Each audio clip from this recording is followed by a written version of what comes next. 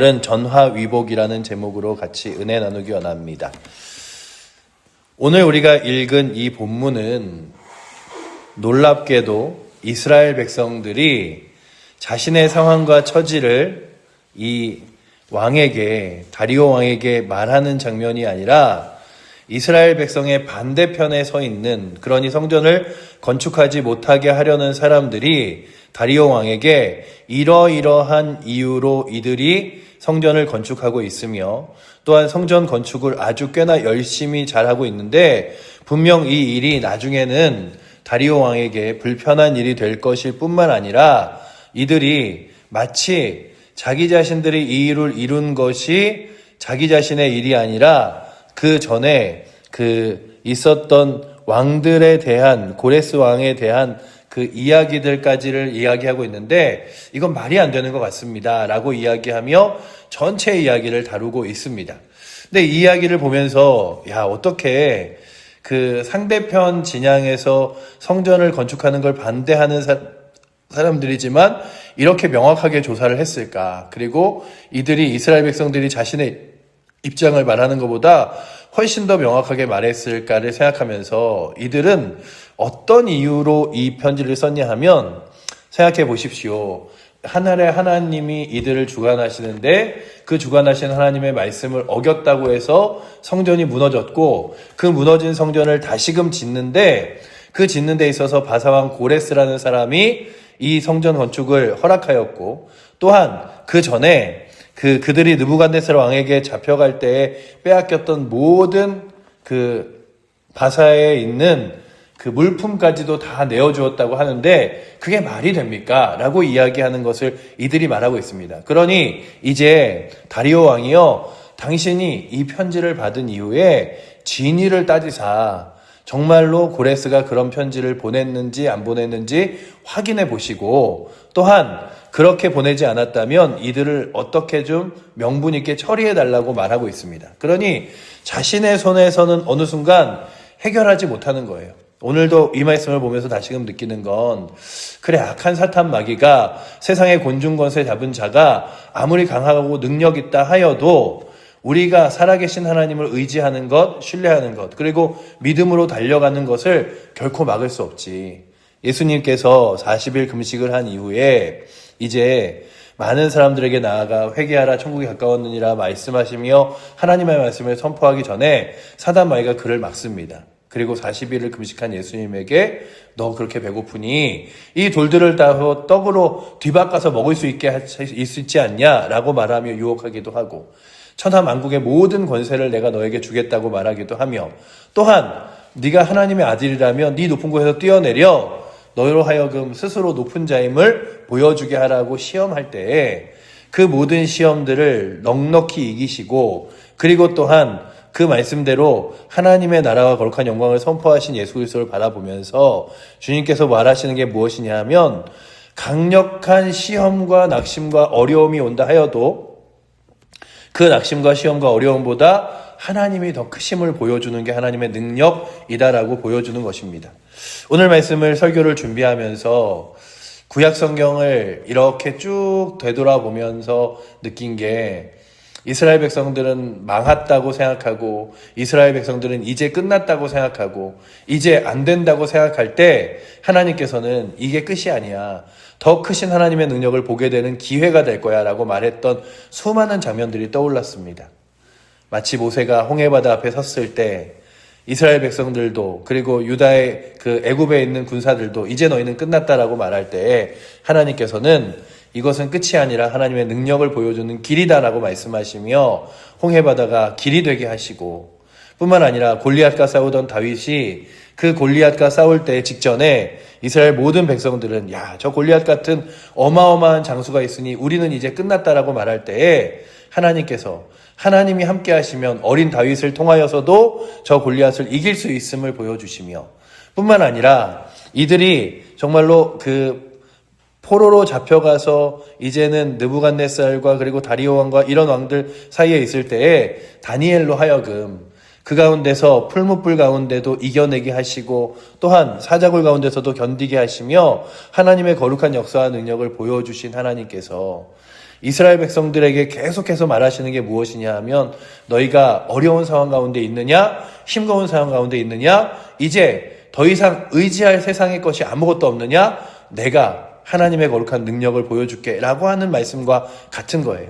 그러니 오늘 이 조서를 내리는 이들은요, 아주 여러 명의 사람들이 철저하게 조사하고 왕에게 그 왕이 이 편지를 받아보며 분노하고 그리고 불편해하고 이스라엘 백성들을 막아주기를 바라며 이 편지를 썼습니다.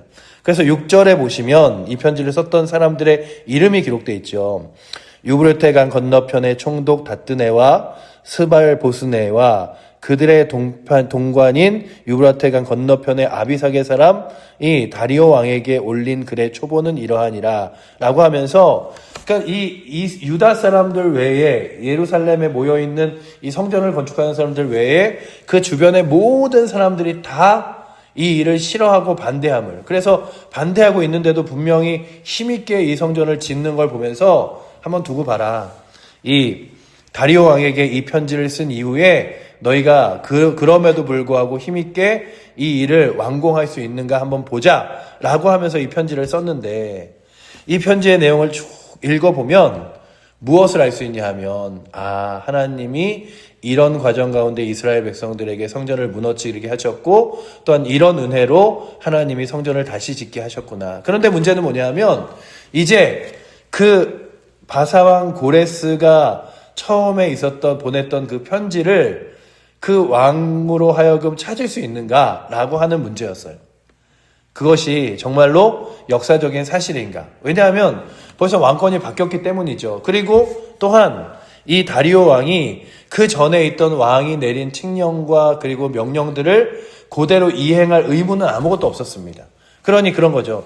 그 전에 왕이 이스라엘 백성들에게 성전을 지으라 했던 안 했던 간에, 왕이시여 당신이 한 일이 아니니 당신이 그 일에 대하여 하지 말라고 말할 수 있지 않습니까?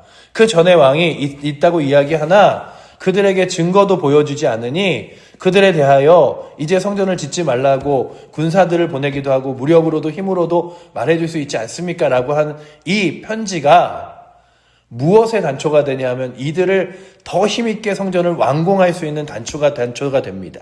그래서 6장에 보면 바로 6장에 넘어가자마자 그 편지를 다리오 왕이 찾아요. 그 찾으면서 이제 이게 정말 있었던 일이, 바사왕 고레스가 정말 이런 칙령을 내렸네. 그러면서 그의 마음 가운데도 어떤 마음을 하냐 하면, 그렇다면 이스라엘 백성들의 성전 건축을 나도 도와줘야지, 이런 마음을 갖게 합니다. 그러니 이들은 이제 너희들 다 끝났어. 내가 보낸 편지 하나로 이제 이스라엘 백성들이 짓는 성전 그리고 성전 외곽 다 무너졌어. 이러니 너희는 아마 남아있는 땅에 아무것도 없을 거야. 말하지만 그것으로 인하여 살아계신 하나님이 역사하시고 인도하십니다. 오늘도 저희를 향하여 세상이 이렇게 이야기하죠. 교회는 무너질 거야. 왜냐하면 교회는 너무 독단적이기 때문이야. 아니 어떻게 세상에 구원이 예수 그리스도에게만 있다고 말해? 어떻게 교회를 다니는 것만이 하나님을 섬기는 것이라고 말해? 아니 다른 많은 종교들이 있는데도 불구하고, 세상에 다른 삶의 방식이 있는데도 불구하고 왜 하나님의 말씀이 정답이라고 말해? 라고 말하지만 분명 하나님께서 이 일들을 어떻게 쓰실 거냐 하면, 동성애를 반대하고 이슬람을 반대하고 주 예수 그리스도를 통하여만이 구원이 있다고 말하는 귀한 복음의 자리와 말씀의 자리가 정답임을 분명히 말해주는 사건들이 일어날 것입니다. 그러니 오늘도 우리가 믿는 건, 주님, 우리가 세상 붙들며 세상 의지하며 세상 신뢰하며 나아가는 것이 아니라 살아계신 예수 그리스도 붙들며 신뢰하며 의지하며 나아가게 하여 주시옵소서. 살아계신 하나님께서 역사하시기만 하면, 우리가 그렇잖아요. 아까 찬양한 것처럼 지금까지 지내온 것 주의 크신 은혜라. 우리가 우리의 힘과 지성으로 이 땅을 살아온 것이 아니라 하나님의 은혜로 살아왔습니다. 그래서 내 힘으로 할 수 없는 일들을 하나님이 행하여 주시고, 내가 기대할 수 없는 일들을 하나님이 놀랍게 역사하사 인도하시기도 하는 것들을 발견합니다. 그렇구나. 내가 아무리 몸부림쳐도 안 되는 일을 기도의 자리에서 기도하면 하나님이 행하시는구나. 이스라엘 백성들에게 다시금 보여주는 게 그거예요. 너희가 하나님의 일들을 감당한다고 힘있게 하지만 결국 그 일을 완성시키고 이루시는 이는 하나님이시야 라고 보여주는 거예요. 그러니 이들에게 보기에는 이제 그 편지를 통하여 모든 일들이 다시 물거품이 되고 그리고 무너짐을 보여줍니다. 이들이 성전을 건축해봤자 뭐 얼마나 힘있게 건축했겠어요. 더 재료들도 많이 필요했을 거고 주변의 반대는 훨씬 더 극심했겠죠. 하지만 하나님께서 그러시는 거죠. 너희의 열심 내가 보았다.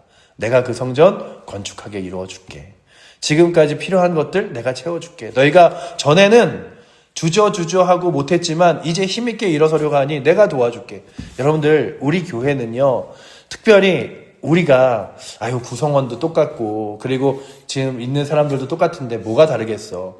뭐 내가 한 번 더 기도에 나아간다고, 내가 한 번 더 예배 드린다고 뭐가 바뀌겠어?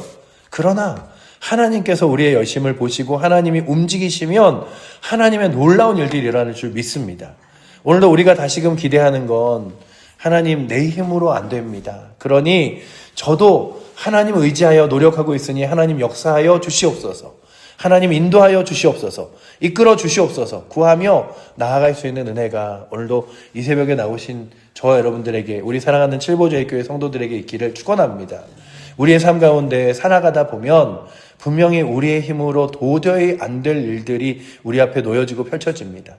사람들의 마음을 뒤바꾸는 일, 사람들의 생각을 바꾸는 일, 뭐 이런 것들 어렵잖아요. 제가 아주 오래전에 설교를 하면서 이런 회의가 든 적이 있습니다. 아무리 설교를 많이 해도 설교를 듣는 분들이 은혜 받았다고는 말하나 삶이 아주 다이나믹하게 뒤바뀌는 일들이 별로 없을 뿐만 아니라 교회를 오래 다니다 보면 그런 생각이 들잖아요.